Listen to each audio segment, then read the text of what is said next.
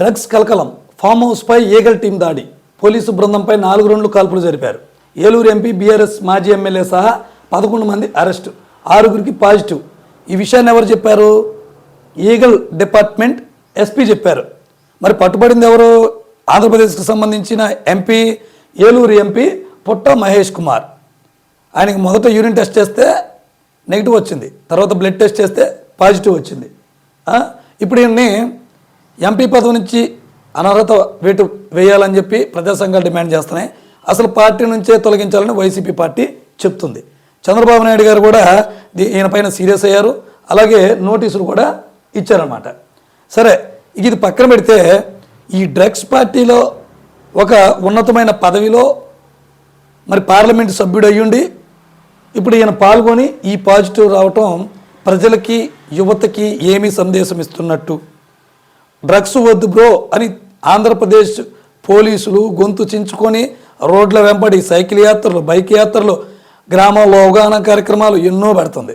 ప్రభుత్వం వీరిని డ్రగ్స్పై ఉక్కుపాదం మోపాలనే ఒక సంకల్పంతో పనిచేపిస్తుంది కూటమి ప్రభుత్వం. ఎందుకంటే గత ప్రభుత్వాన్ని వీరు గంజాయి ఆంధ్రప్రదేశ్గా మార్చారని విమర్శలు చేశారు. మరి వీళ్ళు వచ్చి మరి డ్రగ్స్పై ఉక్కుపాదం మోపపోతే అందులో వీళ్ళు ప్రజల ముందు అవమానాలు పోలయ్యే పరిస్థితి ఉంటుంది, ప్రజలు వీళ్ళని నమ్మరు. సో ఇంత చెప్తున్నారు చంద్రబాబు నాయుడు గారు, దీన్ని ఇంత ప్రతిష్టాత్మకంగా తీసుకుంటే వీళ్ళ సొంత పార్టీ ఎంపీఏ ఈయన మాట వినట్లేదు. మరి ప్రజలు, యువత ఎవరంటారు? ఈ డ్రగ్స్కి బానిసలైన యువత ముఖ్యమంత్రి మాట ఏమంటారు, ప్రభుత్వం మాట ఏమంటారు? అరే డ్రగ్స్ వద్దు, మనం మాదక ద్రవ్యాలు సేవించవద్దు అని చెప్పి ఇంత పోలీసులు వాళ్ళ టైం వెచ్చించి చెప్తున్నారు. మరి మన ఎంపీ ఏమో ఇదంతా కామనే అని చెప్పి విన్నారు. దీన్ని 2 రకాలుగా చూడొచ్చు. ఒకటి రాజకీయ కోణంలో, 2 ప్రజా కోణంలో. రాజకీయ కోణంగా చూస్తే ఈయన ఎవరు? బీఆర్ఎస్ పార్టీకి చెందిన మాజీ ఎమ్మెల్యేతో కలిసి, ఎవరు ఆ ఎమ్మెల్యే? పైలట్ రోహిత్ రెడ్డితో కలిసి ఫామ్ హౌస్ పార్టీలో పాల్గొన్నారు. బీఆర్ఎస్ పార్టీ అంటే తెలుగుదేశం పార్టీకి ఎనిమి పార్టీ, వ్యతిరేక పార్టీ. వీరిద్దరు కూడా అధినేతలు పరస్పర ఆరోపణలు చేసుకుంటారు. కేసీఆర్ అయితే చంద్రబాబును బొంద పెడతానని చెప్పి తిడుతూ ఉంటారు. మరి అలాంటి పార్టీతో ఈయన దోస్తానా కట్టి అక్కడ ఉన్నారు. అంటే బయట ప్రపంచానికేమో పొలిటికల్ పార్టీ లీడర్స్ ఎలా ఉంటారంటే, మీరు మేము తెలుసుకుందాం అని అధినేతలు అంటే కిందకున్న కార్యకర్తలు కొట్టేసుకుంటారు, తన్నేసుకుంటారు, అంతా ఉంటుంది. కానీ తెరనకాలు వీళ్ళందరూ కలిసి పార్టీలు చేసుకుంటారు, జనాన్ని ఎర్ర పుష్పాలన చేస్తారు అనడానికి ఈ కేసు ఒక నిదర్శనం. ఇక ప్రజాకోణంలో చూసుకున్నట్లయితే పార్లమెంటులో ఆంధ్రప్రదేశ్కు సంబంధించినటువంటి సమస్యలను వెలుగెత్తి గొంతెత్తి మన సమస్యలు పరిష్కరించే దిశగా అక్కడ గొంతు వాణి వినిపించాల్సినటువంటి ఎంపీ ఇక్కడ డ్రగ్స్ పార్టీలో దొరికాడు.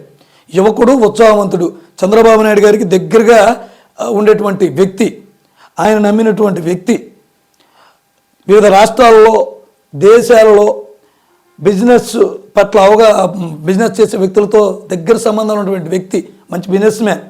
మరి ఇన్ని తెలిసినటువంటి వ్యక్తి సొసైటీకి ఏం మెసేజ్ ఇచ్చి తగలబెడదామని ఈయన ఈ పార్టీలో పాల్గొన్నాడు. పైగా ఒక వీడియో పెట్టి, నేను అక్కడికి మామూలుగా గెస్ట్గానే వెళ్ళాను, భోజనం చేయడానికి వెళ్ళాను అంటే సరిపోద్దా?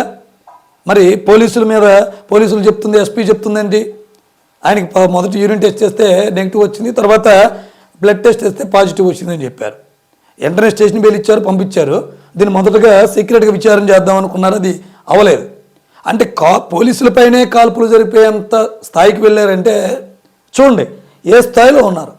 ఒక యువకుడు, ఉత్సాహవంతమైనటువంటి ఎంపీ చేయవలసిన పని. ఇప్పుడు ఈయన ఏలూరు పార్లమెంటు పరిధిలో ఉన్నటువంటి యువత ఈయన చూసి ఏం నేర్చుకోవాలి?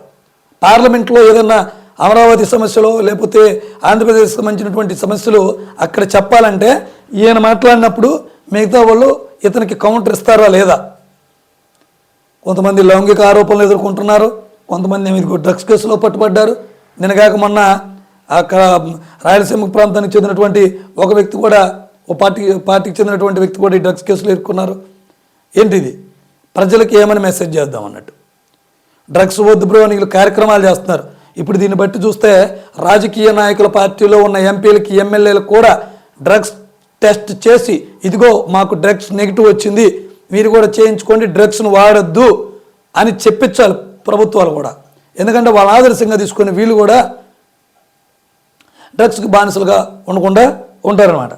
మొత్తం మీద ఈ ఎంపీ చేసిన పనికి ముఖ్యమంత్రి ఆయన సీరియస్ అయ్యారు, పార్టీ కార్యక్రమాలకు దూరంగా పెట్టమన్నారు. అంటే ఆల్మోస్ట్ ఇక సస్పెండ్ చేసినట్టే. మళ్ళీ కనుక ఈయన పార్టీలో ఉంటే అది తెలుగుదేశం పార్టీయే మోయాల్సి వస్తుంది. దీన్ని అంత ఈజీగా ప్రజా సంఘాలు వదిలిపెట్టవు. ముఖ్యంగా anti party YSR Congress party, టీడీపీకి ఆపోజిట్ పార్టీ అది వదిలిపెట్టదు. రేపు ఖచ్చితంగా వీళ్ళు ఈ అంశాన్ని గట్టిగా వేలెత్తి చూపుతారు. ఏదైనా గన్ కల్చరు, మద్యం, ఈ మాదక ద్రవ్యాలు ఇవన్నీ కూడా ఈ కేసులో బలంగా ఉన్నాయన్నమాట.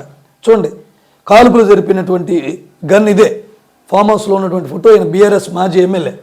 చూడండి, తెర వెనక మొత్తం బీఆర్ఎస్ అయినా, టీడీపీ అయినా, కాంగ్రెస్ అయినా, లేకపోతే వైసీపీ అయినా మొత్తం ఒకటే. కానీ తెర బయటికి మట్టికి మనకు కనిపించేది పార్టీలు వేరు. వీళ్ళంతా వీకెండ్ పార్టీలు చేసుకుంటున్నారు. వీళ్ళందరూ బెస్ట్ ఎనిమీస్గా పేరున్న కేసీఆర్ వర్సెస్ చంద్రబాబు నాయుడు, లేకపోతే టీడీపీగా ఉంటుంది, బీఆర్ఎస్ వర్సెస్ టీడీపీగా. కానీ వెనకాల మాత్రం వీళ్ళు చక్కగా మందు పార్టీ, మద్యం బాటిళ్లతో, అక్కడ అమ్మాయిలతోనో లేకపోతే ఇతోనో చక్కగా పార్టీలు చేసుకుంటున్నారు.